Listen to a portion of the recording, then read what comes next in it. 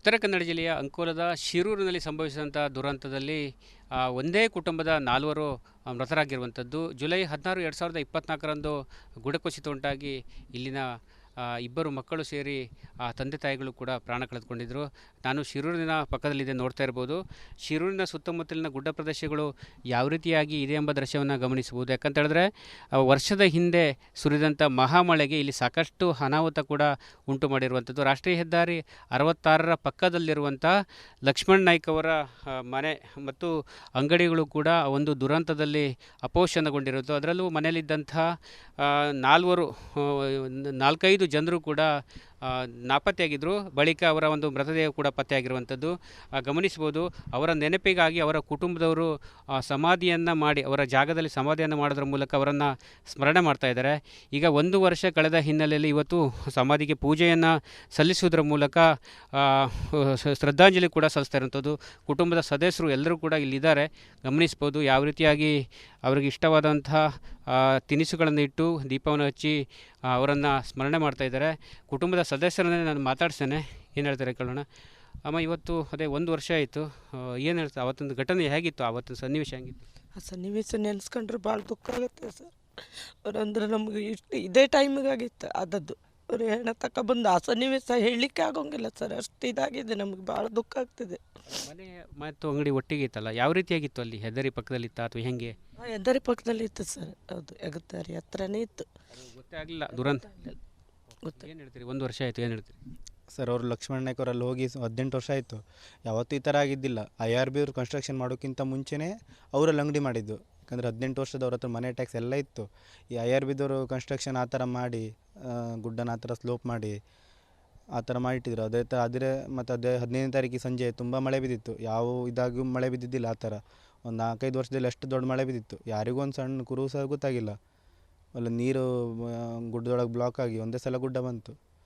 ಅದು ಟೋಟಲ್ ಒಟ್ಟು 11 ಜನದಲ್ಲಿ ಇದ್ದರು. 11 ಜನ, 2 ಜನ ಕಡಿಮೆ ಆಗಿದ್ದರು, 9 ಜನ ಬಾಡಿ ಸಿಕ್ಕಿದೆ. ಅದಕ್ಕೆ ಅವ್ರ ನೆನಪಿಗೆ ನಮ್ಗೆ ಏನಾದರೂ ಒಂದು, ಈಗ ಅವ್ರದ್ದು ಏನಿಲ್ಲ, ಅವ್ರ ಅಂಗಡಿ, ಅವ್ರದ್ದು ಏನೂ ಒಂದು ಸಣ್ಣ ತುಂಡು ಇಲ್ಲ, ಅವ್ರದ್ದೊಂದು ಬಟ್ಟೆ ಸಹ ಇಲ್ಲ ಅವ್ರದ್ದು. ಅವ್ರ ನೆನಪಿಗೆ ಇರೋದಂದರೆ ಇದೊಂದು. ಅದು ಸಲಗೆ ನಾವೆಲ್ಲ ಕುಟುಂಬದವರೆಲ್ಲ ಸೇರಿ, ಅವರು ಶಾಂತಿ ಮನೆಯವರು, ನಮ್ಮ ಮನೆಯವರೆಲ್ಲ ಸೇರಿ, ನಮ್ಮ ಕುಟುಂಬದವರೆಲ್ಲ ಸೇರಿ ಅವ್ರ ನೆನಪಿಗೆ ಇದು ಲಕ್ಷ್ಮಣ್ ನಾಯ್ಕ್ ಈ ಜಾಗದಲ್ಲಿ ಮನೆ ಕಟ್ಟಬೇಕಂತ ಮಣ್ಣು ಹಾಕ್ಕೊಂಡಿದ್ದ ಇವಾಗ ಮೊದಲು. ಆಮೇಲೆ ಅದೇ ಈಗ ಇಲ್ಲಾಂದ್ರೆ ಅವನ್ನೆಲ್ಲ ಸರಿ ಇದ್ದರೆ ಎಷ್ಟೊತ್ತಿಗೆ ಮನೆ ಕಟ್ಟಲಿಕ್ಕೆ ಸ್ಟಾರ್ಟ್ ಮಾಡ್ತಿದ್ದ. ಅದಕ್ಕೆ ಅವನ ಆಶೆ ಅಂತ ಈಗ ಅವನ ಜಾಗದಲ್ಲಿ ಅವನದೇ ಇಲ್ಲೇ ನಾವು ಅವನದು ಇದು ಮಾಡಿ ಈಗ ಸಮಾಧಿ ಮಾಡಿದ್ವಿ. ಅವ್ರು 4 ಜನ ಒಂದೇ ಕಡೆ ಒಟ್ಟಿಗೆ ಇರಬೇಕು. ಬದುಕಿದ್ದಾಗೂ 4 ಜನ ಒಟ್ಟಿಗೆ ಇದ್ದರು ಅವರು. ಇವಾಗ ಸತ್ತ ಮೇಲೂ ಮತ್ತು 4 ಜನ ಒಟ್ಟಿಗೆ ಇದಾಗಿದ್ದಾರೆ ಅಂಥದ್ದು. ಅವ್ರು 4 ಜನ ನೆನಪಿಗೆ ಈ ಥರ ಮಾಡಿದ್ವಿ. ಇದು ಮತ್ತು ಇವಾಗ ಕೆಲಸ ಇದೆ ಇದ್ರೊಳಗೆ. ಇವಾಗ ಮತ್ತು ಶೀಟ್ ಹಾಕಬೇಕು, ಇಲ್ಲ ಸ್ವಲ್ಪ ಕೆಲಸ ಇದೆ. ಅವ್ರ ನೆನಪು ಶಾಶ್ವತ ಆಗಿರ್ಬೇಕು ನಮಗಷ್ಟೇ. ಸರ್, ಏನು ಹೇಳ್ತೀವಿ?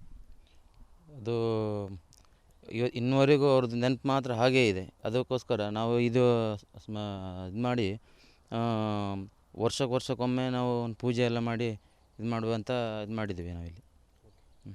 ಇವಿಷ್ಟು ಕುಟುಂಬದವರು ಹೇಳ್ತಾರೆ. ಯಾಕಂತ ಹೇಳಿದ್ರೆ ಈ ಒಂದು ದುರ್ಘಟನೆಯಲ್ಲಿ ಲಕ್ಷ್ಮಣ್ ನಾಯ್ಕ್ ಮತ್ತು ಅವರ ಪತ್ನಿ ಶಾಂತಿ ನಾಯ್ಕ್ ಮತ್ತು ಮಕ್ಕಳಾಗಿರುವಂಥ ರೋಷನ್ ಮತ್ತು ಅವಂತಿಕ್ ಅವರು ಘಟನೆಯಲ್ಲಿ ಬಲಿಯಾಗಿದ್ದರು. ಅದರ ಜೊತೆಗೆ ಈ ಭಾಗದ ಜಗನ್ನಾಥ್ ನಾಯ್ಕ್ ಅವರು ಕೂಡ ಈ ಒಂದು ಘಟನೆಯಲ್ಲಿ ನಾಪತ್ತೆಯಾಗಿದ್ದರೆ ಇದುವರೆಗೂ ಕೂಡ ವರ್ಷ ಆದರೂ ಅವರ ಒಂದು ಮೃತದೇಹ ಕೂಡ ಪತ್ತೆಯಾಗಲಿಲ್ಲ.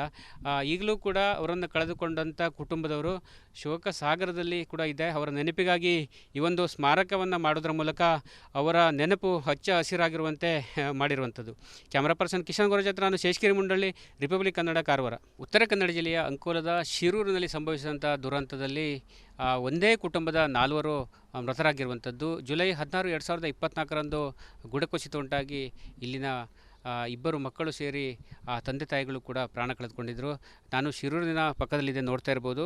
ಶಿರೂರಿನ ಸುತ್ತಮುತ್ತಲಿನ ಗುಡ್ಡ ಪ್ರದೇಶಗಳು ಯಾವ ರೀತಿಯಾಗಿ ಇದೆ ಎಂಬ ದೃಶ್ಯವನ್ನು ಗಮನಿಸಬಹುದು. ಯಾಕಂತ ಹೇಳಿದ್ರೆ ವರ್ಷದ ಹಿಂದೆ ಸುರಿದಂಥ ಮಹಾಮಳೆಗೆ ಇಲ್ಲಿ ಸಾಕಷ್ಟು ಅನಾಹುತ ಕೂಡ ಉಂಟು ಮಾಡಿರುವಂಥದ್ದು. ರಾಷ್ಟ್ರೀಯ ಹೆದ್ದಾರಿ 66ರ ಪಕ್ಕದಲ್ಲಿರುವಂಥ ಲಕ್ಷ್ಮಣ್ ನಾಯ್ಕ್ ಅವರ ಮನೆ ಮತ್ತು ಅಂಗಡಿಗಳು ಕೂಡ ಒಂದು ದುರಂತದಲ್ಲಿ ಅಪೋಷಣಗೊಂಡಿರುವುದು. ಅದರಲ್ಲೂ ಮನೆಯಲ್ಲಿದ್ದಂಥ 4-5 ಜನರು ಕೂಡ ನಾಪತ್ತೆಯಾಗಿದ್ದರು. ಬಳಿಕ ಅವರ ಒಂದು ಮೃತದೇಹ ಕೂಡ ಪತ್ತೆಯಾಗಿರುವಂಥದ್ದು ಗಮನಿಸ್ಬೋದು. ಅವರ ನೆನಪಿಗಾಗಿ ಅವರ ಕುಟುಂಬದವರು ಸಮಾಧಿಯನ್ನು ಮಾಡಿ, ಅವರ ಜಾಗದಲ್ಲಿ ಸಮಾಧಿಯನ್ನು ಮಾಡೋದ್ರ ಮೂಲಕ ಅವರನ್ನು ಸ್ಮರಣೆ ಮಾಡ್ತಾ ಇದ್ದಾರೆ. ಈಗ 1 ವರ್ಷ ಕಳೆದ ಹಿನ್ನೆಲೆಯಲ್ಲಿ ಇವತ್ತು ಸಮಾಧಿಗೆ ಪೂಜೆಯನ್ನು ಸಲ್ಲಿಸುವುದರ ಮೂಲಕ ಶ್ರದ್ಧಾಂಜಲಿ ಕೂಡ ಸಲ್ಲಿಸ್ತಾ ಇರುವಂಥದ್ದು. ಕುಟುಂಬದ ಸದಸ್ಯರು ಎಲ್ಲರೂ ಕೂಡ ಇಲ್ಲಿದ್ದಾರೆ. ಗಮನಿಸ್ಬೋದು ಯಾವ ರೀತಿಯಾಗಿ ಅವರಿಗೆ ಇಷ್ಟವಾದಂತಹ ತಿನಿಸುಗಳನ್ನು ಇಟ್ಟು ದೀಪವನ್ನು ಹಚ್ಚಿ ಅವರನ್ನು ಸ್ಮರಣೆ ಮಾಡ್ತಾ ಇದ್ದಾರೆ. ಕುಟುಂಬದ ಸದಸ್ಯರನ್ನೇ ನಾನು ಮಾತಾಡ್ಸ್ತೇನೆ, ಏನು ಹೇಳ್ತಾರೆ ಕೇಳೋಣ. ಅಮ್ಮ, ಇವತ್ತು ಅದೇ 1 ವರ್ಷ ಆಯಿತು, ಏನು ಹೇಳ್ತಾರೆ ಅವತ್ತೊಂದು ಘಟನೆ ಹೇಗಿತ್ತು, ಅವತ್ತಿನ ಸನ್ನಿವೇಶ ಹೇಗಿತ್ತು? ಆ ಸನ್ನಿವೇಶ ನೆನೆಸ್ಕೊಂಡ್ರೆ ಭಾಳ ದುಃಖ ಆಗುತ್ತೆ ಸರ್. ಅವ್ರಂದ್ರೆ ನಮ್ಗೆ ಇದೇ ಟೈಮಿಗಾಗಿತ್ತು ಆದದ್ದು.